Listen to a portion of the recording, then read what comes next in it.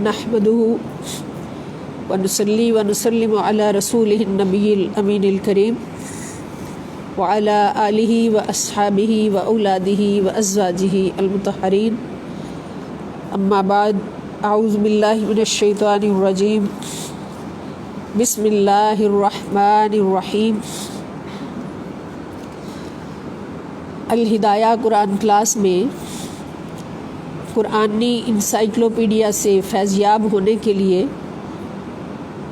अल्लाह रब्बुल इज़्ज़त के फ़ज़्ल व करम और नबी करीम सल्लल्लाहु तआला अलैहि वसल्लम के तसद्दुक़ से हम सब हाज़िर हैं। तो तमाम शरकाए क्लास को खुश आमदीद। बिहम्दिल्लाहि ताला आज हमारी इंसाइक्लोपीडिया ऑफ कुरान के सिलसिला में तीसरी क्लास है और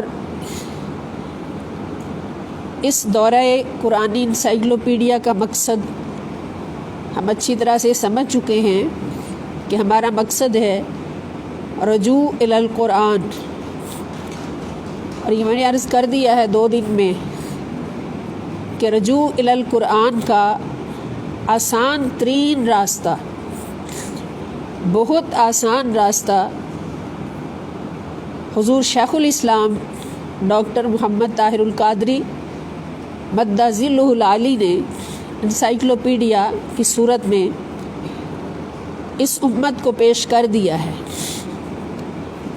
क्योंकि उनकी तहरीक का मकसद ही पूरी उम्मत मुस्लिमा को रजू इलल कुरान की दावत देना है और कुरान का मकसद उनके सीनों में उतारना है, उनकी ज़िंदगियों में उतारना है।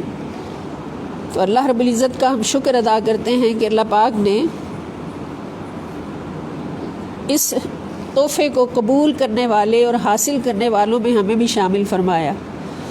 अब अल्लाह पाक से दुआ है कि अल्लाह पाक हमें इस कुरानी इंसाइक्लोपीडिया से पूरी तरह फैज़याब होने की भी तौफ़ीक़ अता फ़रमाएँ।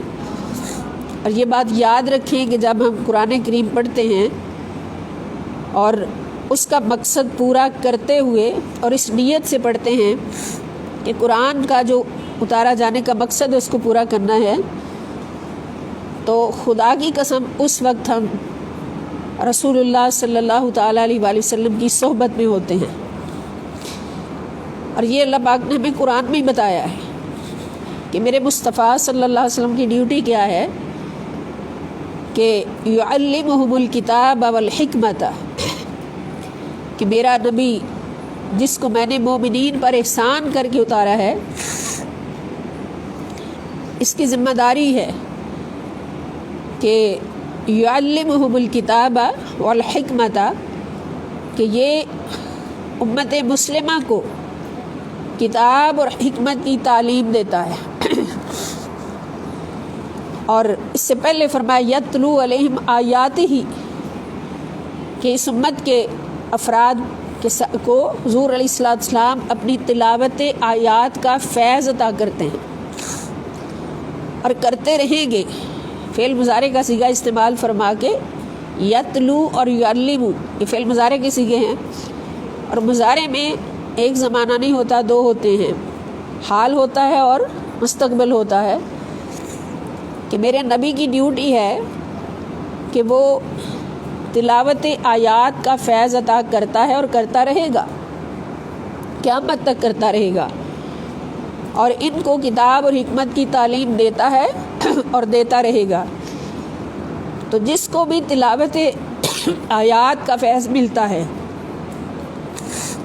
तो खुदा की कसम बारगाह मुस्तफ़ा से मिलता है, और जिसको किताब और हिकमत की तालीम का फैज़ मिलता है तो वो भी बारगाह मुस्तफ़ा से मिलता है सल्लल्लाहु अलैहि वसल्लम। तो ये इस बात की दलील है कि जो भी कुरान का मकसद पूरा करने के लिए रजू इलल कुरान करता है तो वो उस घड़ी सरकार दो आलम सल्लल्लाहु अलैहि वसल्लम की सोहबत में होता है। तो हुजूर की सोहबत मिलती है तो तिलावत होती है, तिलावत में भी हुजूर की सोहबत का फैज़ है और تعلیم اور حکمت میں بھی حضور کی صحبت کا فیض ہے۔ تو اس لیے ہم خوش نصیب ہیں کہ اللہ پاک نے ہمیں یہ توفیق عطا فرمائی، یہ تحفہ عطا فرمایا کہ ہم قرآن کا دور کرنے کے لیے بیٹھے، اور جب بھی بیٹھے ہمیں صحبت مصطفیٰ صلی اللہ علیہ وسلم نصیب ہو گئی۔ اور پھر ہمارا جو مرکز ہے، ہمارا جو مسلک ہے، وہ یہی ہے کہ رسول اللہ صلی اللہ تعالیٰ علیہ وآلہ وسلم کبھی بھی ہم سے جدا نہیں۔ حضور ہر گھڑی ہمارے پاس ہے، ہمارے قریب ہیں، ہماری جانوں سے بھی زیادہ قریب ہیں۔ تو ہمیں جب بھی حضور کی صحبت درکار ہو، حضور علیہ السلام کی صحبت کی طلب ہو، تڑپ ہو، تو فوراً ہم حضور علیہ السلام کی بارگاہ میں بیٹھ سکتے ہیں۔ اللہ پاک نے ہمیں شرف عطا فرمایا۔ اللہ تعالیٰ فرماتے ہیں کہ میں تو رب ہو کر، خدا ہو کر بندے کی شارگ سے قریب ہوں، نحن اقرب الیہ من حبل الورید۔ اور پھر اگر بندہ یہ سوال کرتا ہے کہ مولا تو ہر انسان کی شارگ سے قریب ہے، تو پھر مومن کی پہچان کیا ہوگی، ایمان والے کی پہچان کیا ہوگی؟ سارے انسان تو ایمان والے نہیں ہیں۔ تو پھر جواب آتا ہے کہ میں تو رب ہو کر ہر انسان کی شارگ سے قریب ہوں، یہ میرا مقام ہے۔ اور مومن کی پہچان یہ ہے کہ النبی اولا بالمؤمنین من انفسہم، کہ میرا نبی مومنین کی جانوں سے بھی زیادہ قریب ہے۔ جان کہاں ہوتی ہے؟ یہ شارگ اوپر ہوتی ہے، اس کے اندر خون ہوتا ہے، خون کے اندر جان ہوتی ہے۔ تو زیادہ قریب شارگ ہے یا زیادہ قریب جان ہے؟ جان ہمارے زیادہ قریب ہے۔ تو الحمدللہ الکریم، ہم ان نادر ہستیوں کی وجہ سے، ان اعلیٰ صحبتوں کی وجہ سے، ان اعلیٰ شخصیات کی وجہ سے کہ جن کو اللہ پاک نے اپنے نبی کا اصل وارث بنایا ہے، ہمیں اللہ پاک نے یہ مقام دیا ہے، یہ مسلک دیا ہے کہ ہمارا نبی ہماری جان سے بھی زیادہ قریب ہے، ہمارا خدا ہماری شارگ سے زیادہ قریب ہے، اور ہمارا نبی صلی اللہ تعالیٰ علیہ وآلہ وسلم ہماری جان سے بھی زیادہ قریب ہے۔ یہ ہمارا مسلک ہے۔ تو اس مسلک پر رہتے ہوئے جب بھی ہم قرآن پڑھتے ہیں تو ہم مدینہ پاک میں ہوتے ہیں، مدینے والے کی صحبتوں میں ہوتے ہیں، مدینے والے کے قدموں میں ہوتے ہیں۔ تو اسی نیت سے ہم نے بیٹھنا اس کلاس میں، اور انشاءاللہ الکریم جتنا بھی وقت لگ جائے تو اس کو پورا کرنا ہے۔ تو کل تک اللہ رب العزت کے فضل و کرم سے ہم نے 5 آیات پڑھ لی تھی، آج آیت نمبر 6 پڑھنی ہے۔ اللہ پاک ارشاد فرماتے ہیں، اعوذ باللہ من الشیطان الرجیم، بسم اللہ الرحمن الرحیم، اولم ینظروا فی ملکوت السماوات والارض۔ یہ سورہ اعراف سورت نمبر 7 ہے، اور آیت نمبر 185 185۔ اللہ پاک فرماتے ہیں اولم ینظروا، کیا انہوں نے نظر نہیں ڈالی، کیا انہوں نے نہیں دیکھا، فی ملکوت السماوات والارض، ملکوت بادشاہت، السماوات آسمانوں کی، والارض اور زمین کی، کیا انہوں نے آسمانوں اور زمین کی بادشاہت میں نہیں دیکھا، غور نہیں کیا؟ وما خلق اللہ، اور جو کچھ پیدا کیا اللہ نے، من شیء، ہر چیز، اور ہر وہ چیز جو اللہ نے پیدا کی اس میں نہیں دیکھا۔ اور وَأَنْ عَسَىٰ، اور یہ کہ کیا عجب ہے، ان یکون قد اقترب، ان یکون کہ ہو، قد اقترب قریب، اجلہم ان کی مدت موت، کیا اس میں انہوں نے غور نہیں کیا کہ کیا عجب ہے کہ ان کی موت کی مدت بھی قریب ہو؟ فَبِأَيِّ حدیث، تو کس بات پر، بعدہ، اس کے بعد، یؤمنون، وہ ایمان لائیں گے۔ یعنی اس کے اندر بھی اللہ پاک نے دعوت دی ہے کہ کیا اللہ پر ایمان لانے کے لیے تم یہ غور نہیں کرتے؟ بادشاہت آسمانوں کی اور زمینوں کی، 7 آسمان اور زمینیں بکھری ہوئی، جن کا کوئی حساب کر ہی نہیں سکتا کہ کتنی وسعت ہے اس بادشاہت میں، آسمان اور زمین کی بادشاہت میں۔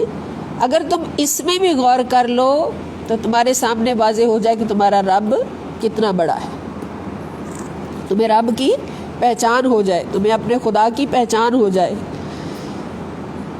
اور یہ بھی کہ تمہارے سامنے روز لوگ مرتے ہیں اور کسی کو نہیں پتہ ہوتا کہ اس کی مدت موت کیا ہے، اس کا وقت موت کیا ہے۔ تو یہ بھی اللہ رب العزت کے وجود کی نشانی ہے، اللہ کے وجود کی نشانی ہے کہ بیٹھے بیٹھے انسان اس کی زندگی ختم ہو جاتی، اور زندگی کا ختم ہونا کوئی چھوٹا سا امر تو نہیں ہے، اتنی بڑی اور اتنی اعلیٰ زندگی جو ہے وہ ایک پل بھی نہیں لگتا کہ زندگی ختم ہو جاتی ہے اور اگلا جہان شروع ہو جاتا ہے۔ تو اس میں بھی اگر غور کرو تو پھر تمہیں پتہ چلے کہ خدا کا ایک وجود ہے، وجود باری تعالیٰ پر یقین ہو۔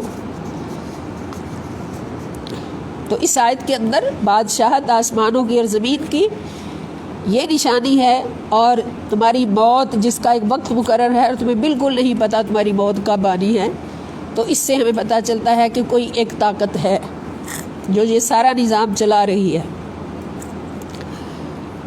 اس کے بعد آیت نمبر 7 ہے، قُلْ هَلْ مِنْ شُرَكَائِكُمْ مَن يَبْدَأُ الْخَلْقَ، قُلْ، آپ ان سے پوچھئے،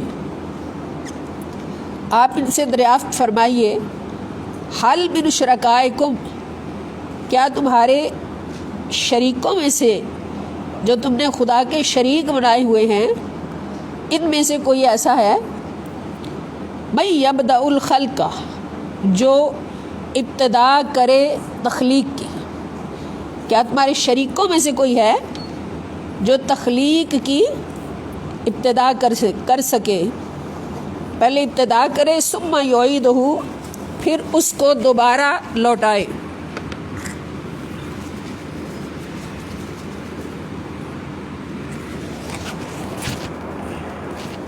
یعنی پہلے اللہ کی طرح پیدا کرے جیسے ہمیں پیدا کیا ہے، پھر اس کو مارے، پھر قیامت کے دن اس کو دوبارہ اٹھا سکے، اسی جسم کے ساتھ اور اسی روح کے ساتھ اس کو دوبارہ اٹھا سکے۔ کیا تمہارے خداؤں میں سے، بڑے بڑے خدا تم نے بنا رکھے ہیں، ان میں سے کوئی ایسا ہے جو ایسا کر سکے؟ قل، پھر آپ ہی ان کو جواب دیجئے۔ یہ تو یہ سوال سن کے خاموش ہو جائیں گے نا مشرکین، ان کو جواب ہی نہیں آئے گا کہ یہ پتھر کے بت، یا انہوں نے جو فرعون قارون جیسے خدا بنا رکھے ہیں، ان میں سے کون ایسا ہے کہ جو پہلی بار بھی پیدا کرے، جیسے اللہ رب العزت ایک قطرہ آب سے ایک انسان پورا ماں کے پیٹ میں بنا دیتا ہے، پیدا کر دیتا ہے، اور پھر قیامت کے دن دوبارہ اسی جسم کے ساتھ اٹھائے، تو یہ سارے لاجواب ہو جائیں گے، کسی کو جواب نہیں آئے گا۔ تو امر مصطفیٰ صلی اللہ علیہ وسلم، پھر آپ ان سے فرمائیے، اللہ یبدأ الخلق ثم یعیدہ، کہ وہ صرف اللہ ہے، صرف اللہ ہے جو ابتدائے تخلیق بھی کرتا ہے، ابتدائے تخلیق بھی کرتا ہے، یعنی تخلیق کی ابتدا بھی کرتا ہے، اور پھر دوبارہ قیامت کے دن ان اربوں کھربوں انسانوں کو دوبارہ بھی اٹھائے گا، دوبارہ بھی زندہ کرے گا۔ تو وہ کون ہے؟ وہ اللہ ہے۔ فَأَنَّا تُؤْفَكُونَ، پھر ان سے پوچھئے کہ فَأَنَّا، پس کس طرف، تُؤْفَكُونَ، تم بھٹکے جا رہے ہو۔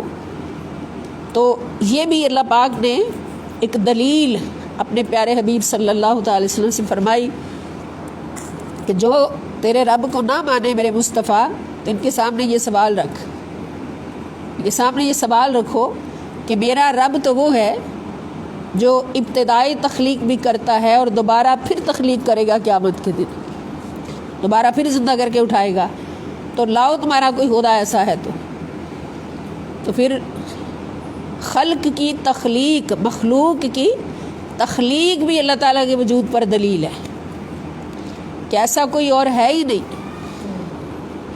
جب مخلوق کی تخلیق کو دیکھا جائے، انسانوں کی تخلیق کو دیکھا جائے، تو یہ بھی اللہ تعالیٰ کے وجود پر ایک بہت سب سے بڑی بلکہ دلیل ہے کہ کوئی ایسا لائیں خدا کے سوا جو ایک انسان بھی بنا سکے، انسان کی ایک انگلی ہی بنا سکے، انسان کا ایک ناخن ہی بنا سکے، ایک بال ہی بنا سکے، سب سے چھوٹی چیز تو بال ہے نا، ایک بال ہی جو انسان کا بنا سکے، کوئی ایسا لائیں۔ تو اے حبیب صلی اللہ علیہ وسلم جب آپ ان کے سامنے یہ سوال رکھیں گے تو یہ لاجواب ہو جائیں گے، تو پھر آپ ان سے فرمائیں کہ وہی خدا ہے جو یہ سارا کچھ کر رہا ہے، وہی وجود باری تعالیٰ ہے جو یہ سارا کچھ کر رہا ہے، کہ پیدا بھی کر رہا ہے، مار بھی رہا ہے، پیدا کر کے پھر پرورش بھی کر رہا ہے، اور کسی کو 100 سال کی عمر تک پہنچا دیتا ہے، 200 سال کی عمر تک پہنچا دیتا ہے، کسی کو درمیان میں لے جاتا ہے، کسی کو چھوٹی عمر میں لے جاتا ہے، کسی کو بالکل ابتدا میں لے جاتا ہے۔ تو یہ سارا نظام چلانے والی کوئی ایک طاقت ہے اور وہی خدا ہے۔ تو یہ بھی دلیل وجود باری تعالیٰ پر۔ یہ سورہ یونس کی آیت ہے، سورہ یونس سورت نمبر 10 اور آیت نمبر 34، 34 نمبر آیت۔ اب آپ دیکھ رہے ہیں نا کہاں کہاں موجود ہیں آیات، ایک موضوع پر آیات کہاں کہاں ہر صورت میں موجود ہیں، اور قبلہ حضور شیخ الاسلام نے کتنی محنت فرمائی کہ ہر صورت سے جگہ جگہ سے آیات اکٹھی کر کے ان کو ایک موضوع میں جمع کر دیا، اور ہمارے جیسے نکموں اور کمزوروں کے سامنے رکھ دیا کہ آؤ اتنی آسانی تمہارے لیے بنا دی ہے، اب تو پڑھ لو قرآن کو، اب تو سمجھ لو قرآن کو، اب تو دیکھ لو کہ تمہارا خدا تمہیں کیا کہہ رہا ہے، کیا پیغام دے رہا ہے۔ آگے آیت نمبر 8 ہے، یہ بھی وجود باری تعالیٰ پر دلیل ہے تخلیق کائنات سے۔ قالت رسلہم افی اللہ شک فاطر السماوات والارض، قالت کہا، رسلہم ان کے پیغمبروں نے، افی اللہ، آ کے معنی کیا، فی کے معنی میں، اللہ تعالیٰ کی ذات میں، شکن کوئی شک ہے تمہیں، کیا اللہ تعالیٰ کی ذات میں تمہیں کوئی شک ہے؟ فاطر السماوات والارض، فاطر جو پیدا کرنے والا ہے، نئے سرے سے پیدا کرنے والا ہے، السماوات آسمانوں کو، والارض اور زمین کو، کیا تمہیں اس اللہ کے بارے میں کوئی شک ہے؟ اب یہاں پر بھی اللہ کے وجود پر کس چیز کو دلیل بنایا گیا؟ آسمانوں اور زمین کی تخلیق کو۔ یہ بات یاد رکھنی ہے کہ ٹاپک ہمارے پاس اس وقت کون سا ہے؟ وجود باری تعالیٰ پر دلائل، اور ان دلائل میں بھی مختلف قسموں کے دلائل ہیں۔ سب سے پہلی جو کیٹیگری ہے وہ تخلیق آسمان اور زمین ہے، تخلیق کائنات۔ تخلیق کائنات کے بارے میں اللہ پاک نے جو کچھ فرمایا، سب سے پہلا ہمارا ٹاپک وہ ہے۔ ایک ہوتا ہے نا باب، جس میں ایک موضوع، ایک بڑا موضوع ہوتا ہے، پھر اس باب کے تحت فصلیں ہوتی ہیں، ان فصلوں میں اس باب سے ریلیٹ ٹاپکس چھوٹے چھوٹے بنا دیے جاتے ہیں، اس میں جو قسمیں آ جاتی ہیں، اس باب کی جو بحث ہوتی ہے، اس بحث کی جو قسمیں ہوتی ہیں، اس کے چھوٹے چھوٹے پھر ٹاپک بنا دیے جاتے ہیں، پوائنٹس بنا دیے جاتے ہیں۔ تو اب بڑا ٹاپک ہمارے پاس کیا ہے؟ وجود باری تعالیٰ پر دلائل، اور نیچے پھر فصلیں ہیں۔ اب یہ جو پہلی فصل ہم پڑھ رہے ہیں یہ ہے کائنات کو عدم سے وجود میں لانے سے دلائل، یعنی کائنات پہلے موجود نہیں تھی، اس کو عدم سے وجود میں لایا گیا، تخلیق کیا گیا، تو اس بارے میں اللہ کی وجود پر کیا کیا دلائل ہیں۔ تو ان کے رسولوں نے کہا کہ کیا اللہ کی ذات میں تم شک کرتے ہو جو پیدا کرنے والا ہے آسمانوں کو اور زمین کو؟ یدعوکم، وہ تمہیں دعوت دیتا ہے۔ کون دعوت دیتا ہے؟ اللہ۔ یدعو، وہ دعوت دیتا ہے، کم تمہیں، وَيُؤَخِّرَكُمْ لِيَغْفِرَ لَكُمْ، لِيَغْفِرَ، تاکہ بخش دے، لکم، تمہاری خاطر، من ذنوبکم، تمہارے گناہ، تاکہ تمہاری خاطر تمہارے گناہ بخش دے۔ اب یہ لکم جو ہے تمہاری خاطر، اس کے اندر ذرا گہرائی میں وہ تزن ہو کے دیکھیں کہ خدا کی بندے سے کتنی محبت ہے، اللہ رب العزت کی بندے سے کتنی محبت ہے کہ ایک محب کہتا ہوتا ہے نا محبوب سے کہ میں تمہاری خاطر یہ کام کر رہا ہوں، یہ محفل سجائی گئی ہے تمہاری خاطر، یہ سارا ارینج کیا گیا ہے تمہاری خاطر۔ تو یہاں اللہ تعالیٰ کس کو کہہ رہا ہے تمہاری خاطر؟ ہائے ہائے، ہمیں کہہ رہا ہے، اپنے بندوں کو فرما رہا ہے تاکہ میں تمہاری خاطر تمہارے گناہ بخش دوں، کہ تمہارے گناہوں کو بخشنے میں میرا کوئی فائدہ نہیں، میں یہ بخشش کی جو پیمانے دے رہا ہوں اور بخشش کے جو وسیلے دے رہا ہوں، اور تمہیں چھوٹی چھوٹی باتوں میں اپنی طرف بلا کے، چھوٹی چھوٹی باتوں میں، چھوٹے چھوٹے اعمال میں تمہیں تمہارے ڈھیروں گناہ بخش دیتا ہوں، وعدہ کر لیتا ہوں، تو یہ اس میں میرا کوئی فائدہ نہیں ہے، تمہاری خاطر سب کچھ کر رہا ہوں، اس لیے کہ یہ کائنات ہی تمہاری خاطر بنائی ہے۔ تو وہ دعوت دیتا ہے تمہیں کہ تمہارے گناہوں کو بخش دے، وَيُؤَخِّرَكُمْ، اور تمہیں مہلت دے، وَيُؤَخِّرَكُمْ، اور تمہیں مہلت دے، تمہاری نافرمانیوں کے باوجود، تمہاری نافرمانیوں کے باوجود تمہیں مہلت دے، اِلَىٰ اجل مسمى، ایک مقررہ مدت تک، اجل مدت موت، مسمى مقررہ، یعنی ایک بندہ بے شمار نافرمانیاں کرتا ہے، ہم اپنی طرف ہی دیکھ لیں، نافرمانیوں کے پلندے، لیکن اللہ پاک ہماری نافرمانیوں کی طرف دیکھتے بھی نہیں، اگر وہ دیکھے تو پکڑ لینا۔ اللہ تعالیٰ کیا فرماتے؟ بندے نافرمانی کرتا ہے تو لا تقنطوا من رحمت اللہ، اللہ کی رحمت سے مایوس نہ ہونا، آجا زمین آسمان کے برابر بھی تیرے گناہ ہوئے تو صرف ایک سجدہ رو کے میری بارگاہ میں کر دے، سارے گناہ بخش دوں، سارے گناہ بخش دوں گا۔ تو وہ مہلت ہمیں کیوں دیتا ہے؟ اسی وقت پکڑ کیوں نہیں لیتا؟ ہم دیکھتے ہیں بندے اتنی نافرمانی کرتے ہیں، اتنی نافرمانی ہوتی ہے، مگر اللہ رب العزت فوری پکڑ نہیں فرماتے۔ کبھی دیکھا کسی کی فوری پکڑ ہوئی ہو؟ فوری پکڑ نہیں فرماتے، اس کو مہلت دیتے ہیں۔ مہلت کس لیے دیتے ہیں؟ اس کو پھر دعوت دیتے ہیں توبہ کی طرف، گناہوں کی بخشش کی طرف، یا دعوت دیتے ہیں کہ ہو سکتا ہے یہ توبہ کر لے تو اس کو معاف کر دیا جائے اور یہ گناہوں سے پاک ہو کر دنیا سے جائے۔ تو یہ اللہ کی مہربانی ہے۔ اللہ پاک فرما رہے ہیں کہ وہ اللہ جو آسمان اور زمینوں کو پیدا کرنے والا، اللہ اکبر، بہت بڑا خدا، اس کی شان دیکھو اور اپنی طرف دیکھو، گناہ کرتے چلے جاتے ہو وہ معاف کرتا چلا جاتا ہے، پھر وہ مہلت دیتا ہے، فوری نہیں پکڑتا، مہلت دیتا ہے، تمہیں دعوت دیتا ہے کہ آؤ توبہ کرو، تمہارے گناہوں کو بخش دوں۔ قالو، تو ان کافروں نے، مشرکوں نے، نافرمانوں نے آگے سے کیا کہا؟ ان انتم الا بشر مثلنا، ان نہیں ہو انتم تم، الا مگر بشر، ایک بشر ہو فقط، مثلنا ہماری مثل۔ ہر نافرمان امت نے اپنے اپنے نبی کو سب سے پہلی بات جو کی نافرمانی کی، وہ کیا کی؟ کہ تم ہماری طرح ہماری مثل بشر ہو،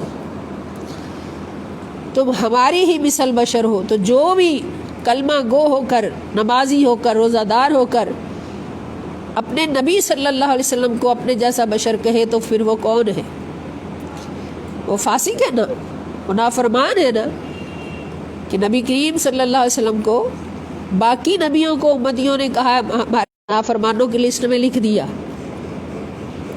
تو جو نبی آخر الزمان صلی اللہ تعالی علیہ وسلم کو کہے کہ حضور کے برابر تو کوئی نبی بھی نہیں، کسی نبی کا رتبہ بھی حضور کے برابر نہیں، تو پھر اس کی نافرمانی کا مقام کیا ہوگا؟ جو حضور علیہ السلام کو کہے کہ یہ میرے جیسا بشر ہے۔ تو سب نے کیا کہا؟ ان انتم الا بشر مثلنا، کہ آپ تو ہماری طرح کے بشر ہیں۔ تریدون، تم یہ چاہتے ہو، ان تصدونا، کہ تم روک دو ہمیں، اما اس سے کان یعبدو، جس کی عبادت کیا کرتے تھے آباؤنا، ہمارے باپ دادا۔ تم یہ چاہتے ہو کہ ہمیں ان خداؤں کی عبادت سے روک دو جن کی عبادت ہمارے باپ دادا کیا کرتے تھے۔ فاتونا، پس لے آؤ ہمارے پاس، بسلطان مبین، کوئی روشن دلیل۔ یہ نافرمانوں کا کہنا تھا، اتنی بڑی دلیل پیش کرنے کے باوجود بھی وہ کہہ رہے کہ روشن دلیل لے آؤ، تو یہ نافرمانی کی حد ہے۔ اب اس کے اندر بھی اللہ پاک اپنے وجود کی دلیل کس کو فرما رہے ہیں؟ آسمانوں اور زمینوں کی تخلیق کو، اور پھر انسان کو جو مہلت دیتا ہے اللہ تعالیٰ، انسان کو مہلت دیے جانے کو اللہ پاک اپنی رب ہونے کی دلیل فرما رہے ہیں کہ اتنی نافرمانی کے باوجود بھی اللہ تعالیٰ کسی کو سزا فوری نہیں دیتا، اس کو مہلت دیتا ہے ایک مدت تک تاکہ وہ توبہ کر لے، اور اگر مہلت کے باوجود بھی کوئی توبہ نہ کرے تو پھر اس کی پکڑ ہوتی ہے۔ تو وہ رب ہے جو مہلت دیتا ہے، وہ رب ہے جس نے موت کا ایک وقت مقرر کیا ہوا ہے، اور وہ رب ہے جو موت دے دیتا ہے، پھر مہلت بھی دیتا ہے اور پھر موت بھی دیتا ہے۔ یہ سورہ ابراہیم ہے، سورت نمبر 14، سورت ابراہیم، اور آیت نمبر 10، آیت نمبر 10۔ اب اگلی آیت نمبر 9، سورہ زمر، سورۃ الزمر، قرآن کریم کی 39 سورت ہے، 39 نمبر، 39 نمبر سورت ہے، اور آیت ہے 46، آیت نمبر 46۔ اللہ تعالیٰ فرماتے ہیں، قل اللہم فاطر السماوات والارض عالم الغیب والشہادہ انت تحکم بین عبادک فیما کانوا فیہ یختلفون۔ اللہ تعالیٰ فرماتے ہیں، قل، اے میرے مصطفیٰ صلی اللہ علیہ وسلم، آپ عرض کیجئے۔ یہاں پر ہم کیا کہیں گے؟ عرض کیجئے، کیونکہ کلام اللہ سے کرنا ہے تو اللہ تعالیٰ کے سامنے حضور عرض فرمائیں گے، عرض کریں گے۔ آپ عرض کیجئے، اللہم، اے اللہ، فاطر السماوات والارض، آسمانوں اور زمین کو پیدا کرنے والے، اے اللہ آسمانوں اور زمین کو پیدا کرنے والے، عالم الغیب والشہادتی، عالم الغیبی، جاننے والے غیب کو، والشہادتی، اور ظاہر کو، انت تحکم، تو ہی فیصلہ فرمائے گا،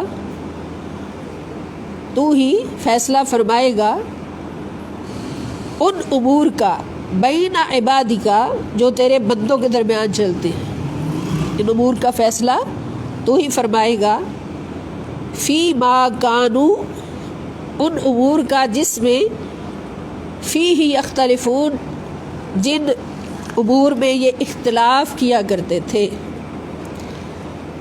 یعنی اللہ تعالیٰ حضور سے کیا فرما رہے ہیں؟ کیا میرے نبی صلی اللہ علیہ وسلم آپ اپنے رب سے عرض کیجئے کہ اے آسمانوں اور زمین کو پیدا کرنے والے. تو اس آیت میں بھی یہ دلیل مل گئی نا، وجود باری تعالیٰ پر دلیل کیا ملی؟ آسمانوں اور زمین کی پیدائش، آسمانوں اور زمین کی تخلیق. کیا زمینوں اور آسمانوں کو پیدا کرنے والے، غیب اور ظاہر کو جاننے والے، تو ان کے درمیان فیصلہ فرمائے گا اپنے بندوں کے درمیان ان امور میں جن میں یہ اختلاف کیا کرتے تھے.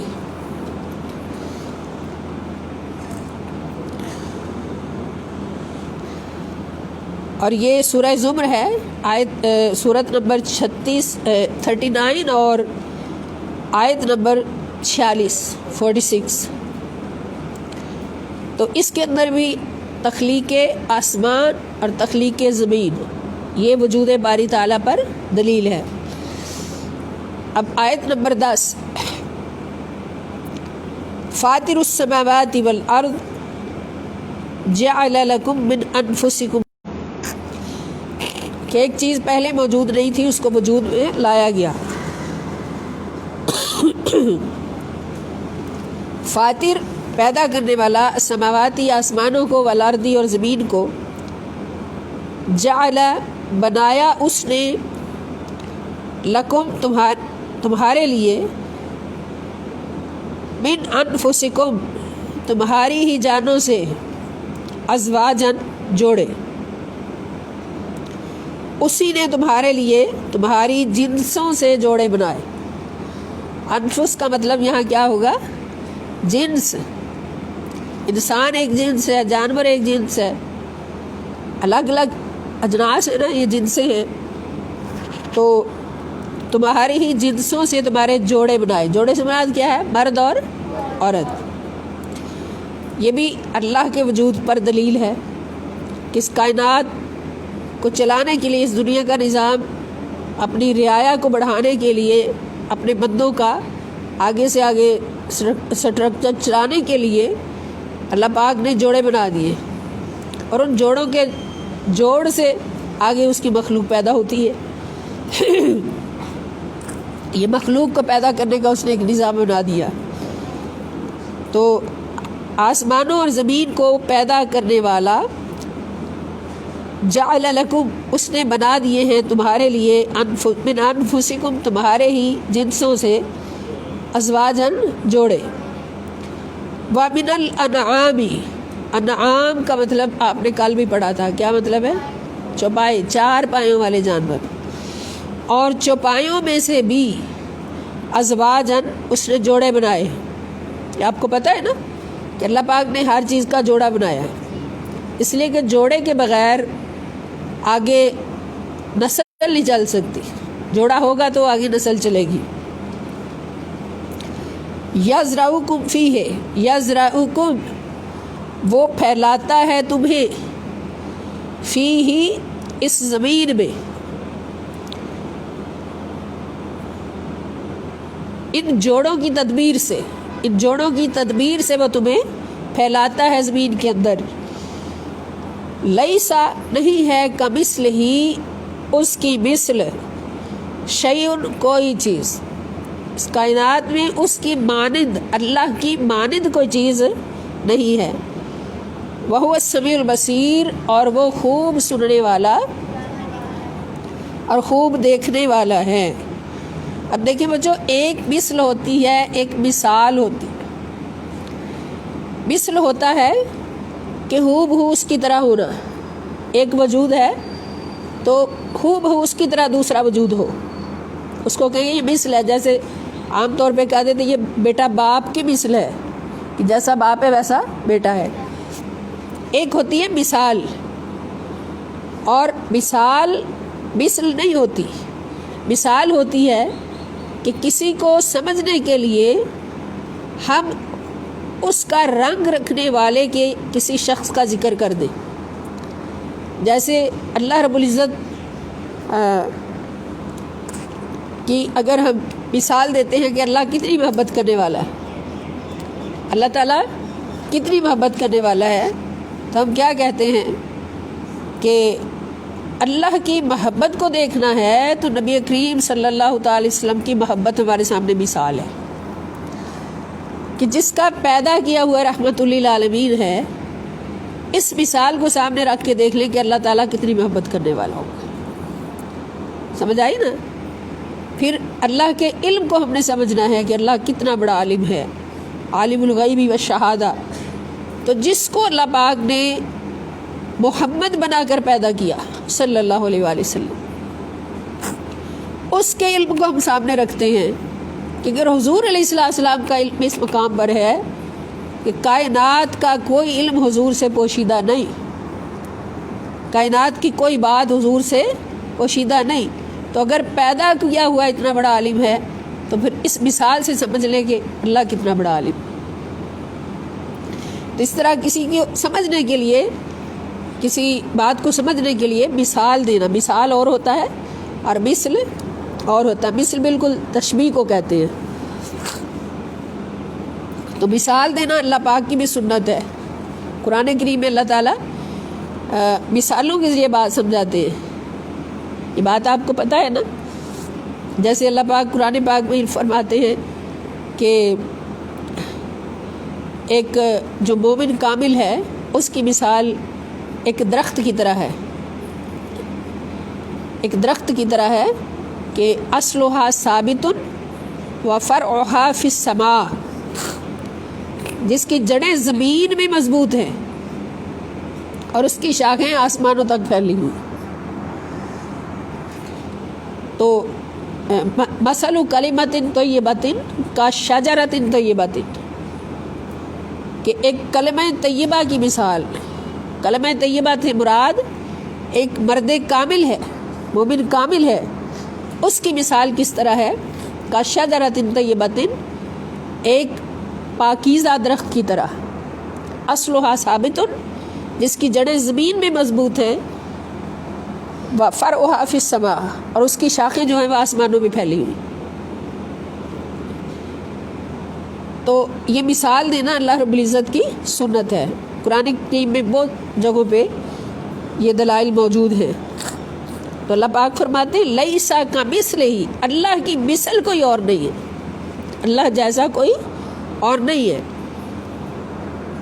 وہو السمیع البصیر، اور وہ بہت زیادہ سننے والا اور بہت زیادہ دیکھنے والا ہے.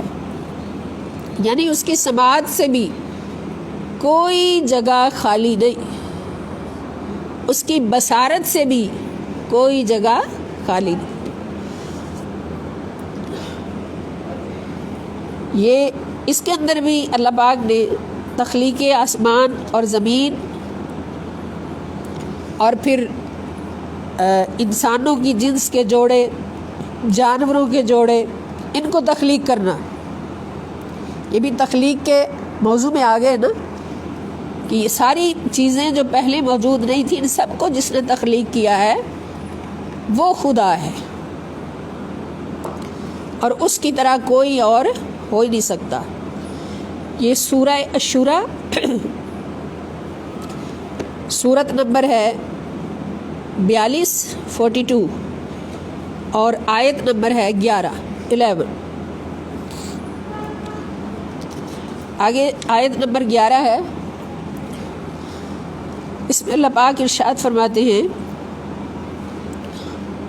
هو اللہ الخالق الباری المصور لہ الاسماء الحسنى یسبح لہ ما فی السماوات والارض وہو العزیز الحکیم. هو اللہ، وہی اللہ ہے، یعنی اللہ نظر نہیں آتا مگر اللہ کی دلیل کیا ہے؟ الخالق، جو پیدا کرنے والا ہے، الباری، جو عدم سے وجود میں لانے والا ہے. عدم سے، عدم وہ ہے نا جس کا پتہ ہی نہیں ہمیں، کچھ بھی نہیں، اور وجود جو پیدا ہو گیا. جو عدم سے وجود میں لانے والا ہے، یعنی ایجاد فرمانے والا، عدم سے وجود میں لانے والا، ایجاد فرمانے والا۔ یسبح، تسبیح کرتے ہیں، لہو، اسی کی تسبیح کرتے ہیں، ما، جو کچھ، فی السماواتی، آسمانوں میں ہے، والارض، اور زمین میں ہے، آسمانوں اور زمین میں جو کچھ بھی ہے سب اسی کی تسبیح کرتے ہیں۔ وَهُوَ الْعَزِيزُ الْحَكِيمُ، اور وہ غالب حکمت والا ہے۔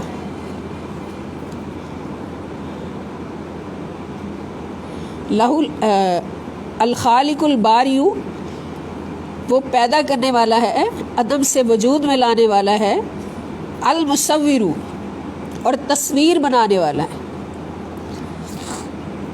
اللہ تعالیٰ کیا ہے؟ تصویر بنانے والا، ماں کے پیٹ کے اندر تمہاری تصویر بنانے والا، جو تصویر کو باہر اپنے ہاتھوں سے ہزاروں سال سوچ سوچ کے بھی نہیں بنا سکتا، علم کے سمندر حاصل کر لے پھر بھی نہیں بنا سکتا، وہ تصویر تمہارا خدا وہ ہے جو وہ تصویر ماں کے پیٹ کے اندر مختلف مراحل سے گزار کے بنا دیتا ہے۔ هو الذی یصورکم فی الارحام کیف یشاء، سورہ مائدہ کی غالباً یہ آیت ہے، والذی یصورکم فی الارحام کیف یشاء، وہی اللہ ہے جو ماں کے رحموں کے اندر جیسے چاہے تمہاری تصویر بنا دیتا ہے۔ کیف یشاء، جیسے چاہے تمہاری تصویر بنا دیتا ہے۔ گویا جو ماں کے پیٹ کے اندر ہماری تصویر بن رہی ہوتی ہے وہ اللہ کی چاہت ہوتی ہے۔ بات سمجھ آئی نا، کہ وہ اللہ کی چاہت ہوتی ہے، اور اس تصویر کو اگر کوئی برا کہے، بولیں اللہ کی چاہت میں بنی ہوئی تصویر، اس میں کوئی نقص نکالے، پھر بتائیں کہ وہ خدا کا بندہ ہے یا وہ شیطان کا بندہ ہے۔ کہ بعض دوسروں کی تصویر میں نقص نکالتے ہیں، دوسروں کی صورت میں نقص نکالتے ہیں۔ اس کا ہاں، لقد خلقنا الانسان فی احسن تقویم، کہ اللہ پاک نے بہت حسین صورت میں تمہیں بنایا ہے۔ اور پھر سب سے بڑی بات یہ کہ کیف یشاء، جیسے وہ چاہتا ہے، اس کی چاہت ہو تم۔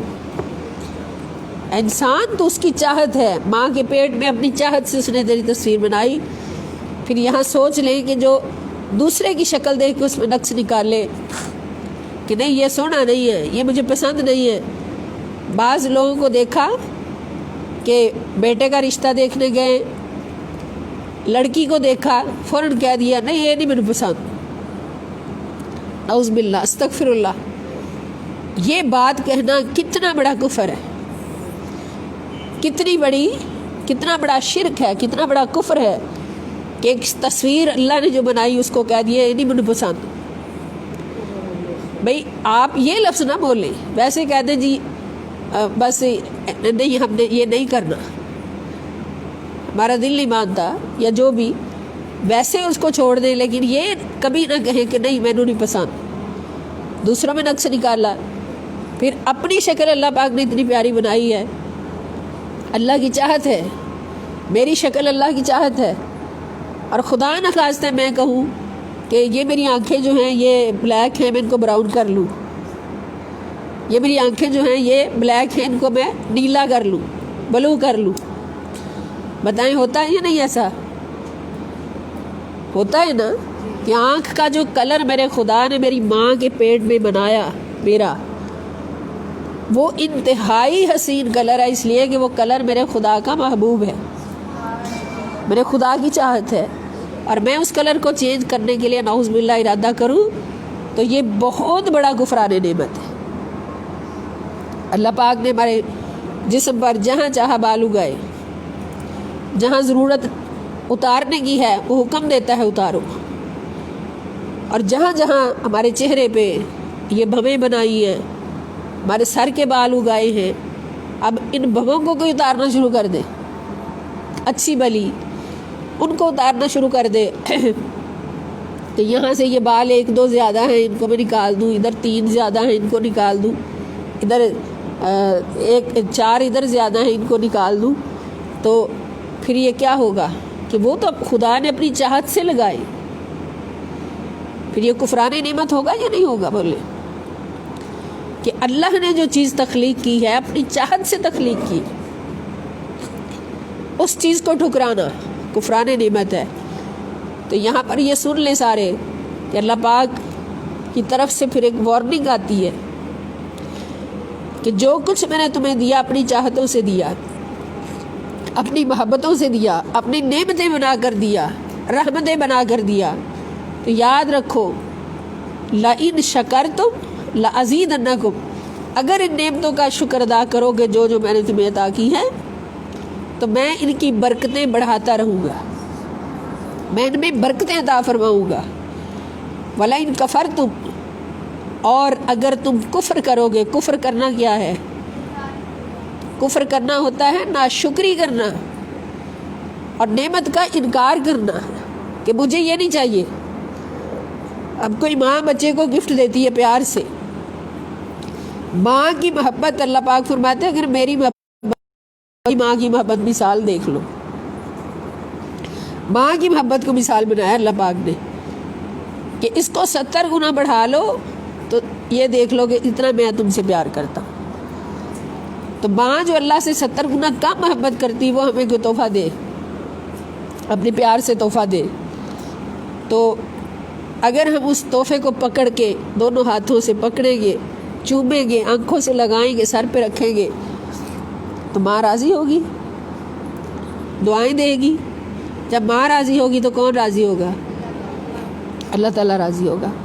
ماں کی رضا کا اتنا بڑا مقام ہے، اور اگر اس تحفے کو ٹھکرا دیں گے، بولے اگر خدا نہ خواستہ یہ کہہ دیں گے کہ نہیں امی جی یہ نہیں چاہیے، مجھے نہیں چاہیے، پھر کیا ہوگا؟ ماں ناراض ہو گئی نا، اور جب ماں ناراض ہوگی تو پھر کون ناراض ہوا؟ اگر ماں کی ناراضگی اتنا بڑا ایک نقصان ہے تو پھر اللہ تعالیٰ کی ناراضگی کہاں جائے گی؟ اس لیے ہمیں کیا چاہیے کہ اللہ رب العزت کی عطا کردہ ہر نعمت کو شکرانے کے نفل ادا کرتے ہوئے اس کو قبول کریں۔ اللہ کی پیدا کی ہوئی کسی چیز میں نعوذ باللہ، کروڑ بار نعوذ باللہ، کوئی نقص نہیں نکال سکتا، اس سے بڑھ کے کون کر سکتا ہے؟ ہم اپنی مثال لے لیں کہ ہم اتنی چاہت سے ایک چیز بنائیں، اپنے دوست کو پیش کریں، سہیلی کو پیش کریں، اور وہ آگے سے اٹھا کے او مارے یہ کیا ہے، مجھے نہیں پسند، مجھے یہ چیز نہیں پسند، تو پھر اس کا دل ٹوٹے گا یا نہیں ٹوٹے گا؟ دوستی ختم ہوگی یا نہیں ہوگی؟ تو کہاں ہمارے عام دوست اور کہاں ہمارا خدا؟ تو اللہ پاک فرماتے ہیں کہ وہ جیسے اس کی چاہت ہوتی ہے اپنی چاہت سے تمہاری تصویریں بناتا ہے، اس لیے ان صورتوں کو اللہ کی محبت سے سجا کے رکھو۔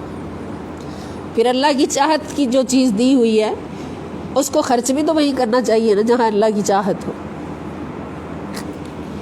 اللہ پاک اپنی چاہت سے ہمیں اتنی پیاری شکل عطا فرمائے، اور خدا نخواستہ نعوذ باللہ منہ ہم اس شکل کو بے راہ روی کے لیے استعمال کر لیں، خدا نخواستہ، یا اس کو حرام راستے پہ لگانے کے لیے استعمال کریں، بجائے اس کے کہ ہم اس شکل کو اللہ رب العزت کی محبت میں، ہر چیز جو اس نے عطا فرمائی اپنی چاہت سے، ہر اس چیز کو اس کی چاہت سے ہی استعمال کریں۔ جب ایک چیز اللہ کی چاہت ہے تو اس کا استعمال بھی تو اس کی چاہت میں ہونا چاہیے۔ اسی لیے اللہ پاک نے فرمایا کہ ہر چیز کو میری چاہت میں استعمال کرنے کے لیے میں تمہیں بہت بڑا نمونہ دے رہا ہوں کہ اس نمونے کو اختیار کرنا، اس کے راستے پر چلنا، تو پھر تم کبھی بھی ذلیل و خوار بھی نہیں ہوگے، بیمار بھی نہیں ہوگے، نہ جسمانی طور پہ بیمار ہوگے نہ روحانی طور پہ بیمار ہوگے، تم ہمیشہ تندرست و توانا بھی رہو گے، اور اللہ کی بارگاہ میں کامیاب بھی رہو گے، اور اس دنیا میں سربلند بھی رہو گے، کامیاب بھی رہو گے۔ کس صورت میں؟ جب اس نمونے کی پیروی کرو گے جب میں نے اپنی چاہت میں دی ہوئی نعمتیں اپنی چاہت میں ہی خرچ کرنے کے لیے تمہیں وہ نمونہ عطا فرما دیا. اپنی چاہت میں عطا کی ہوئی ہر چیز کو اپنی چاہت میں ہی خرچ کرنے کے لیے تمہیں نمونہ عطا فرما دیا. تو وہ نمونہ کون ہے؟ فرما دیا لقد کان لکم فی رسول اللہ اسوۃ حسنہ، کہ بے شک میری چاہتوں کو میری چاہت میں رکھنے کے لیے اور دنیا اور آخرت میں اعلیٰ کامیابی حاصل کرنے کے لیے تمہارے لیے رسول اللہ صلی اللہ تعالی وسلم کی زندگی بہترین نمونہ ہے، کامل ترین نمونہ ہے. تو المصور وہ تصویر بنانے والا ہے تمہاری، لہ الاسماء الحسنی، اس کے سارے نام بڑے حسین ہیں، اس کے بڑے حسین نام ہیں سارے، سارے اچھے نام اسی کے ہیں. یسبح لہ، اسی کی تسبیح کرتے ہیں، ما فی السماوات، جو آسمانوں میں ہے، والارض، اور زمین میں ہے، وہو العزیز الحکیم، اور وہ غالب اور حکمت والا ہے. تو اس آیت مبارکہ کے اندر بھی تخلیق، انسانوں کی تخلیق اور عدم سے وجود میں لانا ہر چیز کو، اور تصویر بنانا ہر مخلوق کی، انسانوں کی بھی اور ہر مخلوق کی تصویر بنانا، یہ سب اللہ رب العزت کے کام ہے، اسی کی شان ہے، اسی کی عظمت ہے، اور یہ اللہ رب العزت کے وجود پر دلیل ہے. اور سارے اچھے اچھے نام سارے اللہ کے ہیں. اصل میں ہر اچھے نام اللہ تعالیٰ کے ہیں، اصل میں سارے اچھے نام کس کے ہیں؟ اللہ کے ہیں. اور یہ جو انسانوں کو ملے ہوئے ہیں یہ اللہ رب العزت کی عطا سے ملے. بات سمجھ آئی نا کہ اصل مالک سارے ناموں کا، اچھے ناموں کا کون ہے؟ اللہ ہے. یہ اچھے نام سارے اللہ رب العزت کے ذاتی ہیں، اور اس دنیا میں، کائنات میں اور جہان انسانیت میں اگر کسی کو اچھے نام ملے ہیں تو وہ اللہ کی عطا سے ملے. اصل میں کس کے ہیں؟ اور اس کی دلیل الحمدللہ رب العالمین، ساری تعریفیں کس کے لیے ہیں؟ اللہ کی. اصل ہر تعریف کا مالک کون ہے؟ اللہ تعالیٰ ہے. اور دنیا میں اگر کسی کو ملتی ہے تو اللہ کی عطا سے ملتی ہے.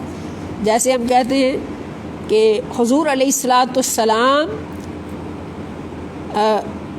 بہت حسین ہیں، حضور سے بڑھ کے خدا نے کوئی حسن پیدا ہی نہیں کیا. لیکن وہ حسین ہونا، حضور کا حسین ہونا بھی اصل میں خدا کا حسن ہے، اصل میں خدا کا حسن ہے. اور نبی پاک صلی اللہ علیہ وسلم کو جو ملا ہے وہ اللہ کی عطا سے ملا ہے. حسن کا ذاتی مالک کون ہے؟ اللہ.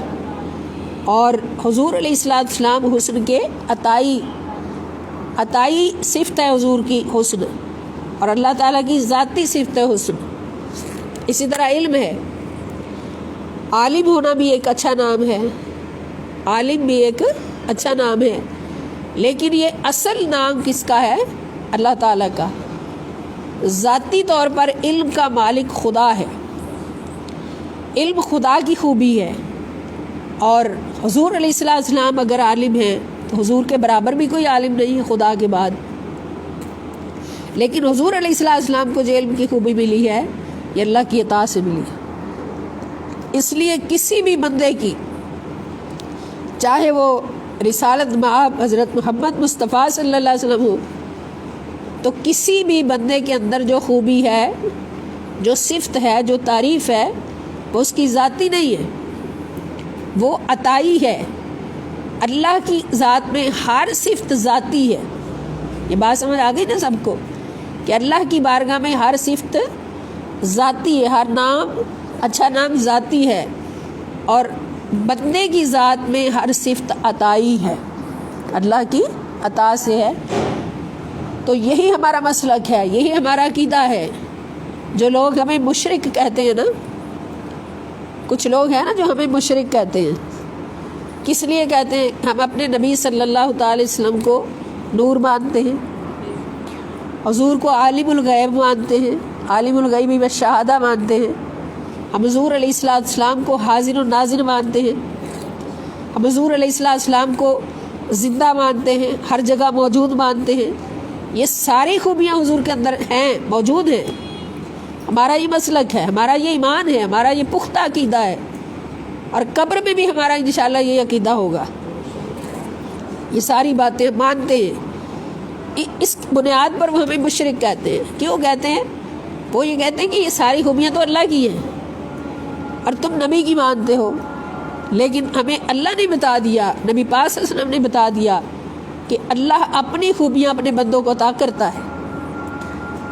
اللہ کی ہر خوبی ذاتی ہے، اور نبی پاک صلی اللہ علیہ وسلم کے اندر یہ ساری خوبیاں موجود ہیں، مگر یہ ساری عطائی ہیں۔ ہمارا عقیدہ یہ ہے کہ اللہ کی ہر صفت، ہر خوبی ذاتی ہے، اور نبی پاک صلی اللہ علیہ وسلم جو کہ اللہ کے بندے ہیں، اللہ کی مخلوق ہیں، اللہ کے رسول ہیں، تو حضور کی اعلیٰ سے اعلیٰ خوبی بھی حضور کی عطائی ہے، ذاتی نہیں ہے۔ اگر نبی کی خوبی بھی ذاتی مانیں گے تو شرک ہوگا۔ ہم ذاتی نہیں مانتے، ہم ہر خوبی حضور علیہ السلام کی ذات میں مانتے ہیں، مگر عطائی اللہ کی عطا سے۔ تو یہ ہمارا مسلک ہے، یہ ہمارا عقیدہ ہے، اور یہی تحریک منہاج القرآن کا مسلک ہے، اور یہی ہمارے شیخ، ہمارے مربی، ہمارے محسن حضور شیخ الاسلام ڈاکٹر محمد طاہر القادری کا عقیدہ ہے، جو انہوں نے ہمیں سمجھایا ہے۔ وہ نبی پاک صلی اللہ علیہ وسلم کے در پہ بیٹھے ہیں اور ہمیں وہاں سے فیض لے کے بانٹ رہے ہیں۔ اللہ پاک ان کی عمر میں، علم میں، عمل میں، فیوز و برکات میں کروڑوں برکتیں عطا فرمائیں، اور ہمیں اس صراط مستقیم پر اللہ پاک استقامت عطا فرمائیں، استقامت عطا فرمائیں، استقامت عطا فرمائیں، اور طاقت عطا فرمائیں، اور ہم یہ علم حاصل کرتے ہی اس دنیا سے جائیں۔ وما علیہ الا البلاغ المبین۔ والسلام علیکم ورحمۃ اللہ وبرکاتہ۔ اب آئندہ ہماری کلاس انشاءاللہ الکریم نیکسٹ ویک میں بدھ، جمعرات اور پیر، منگل اور بدھ، پیر، منگل اور بدھ کے دن 3 دن ہوگی انشاءاللہ الکریم۔ تو تب تک کے لیے خدا حافظ۔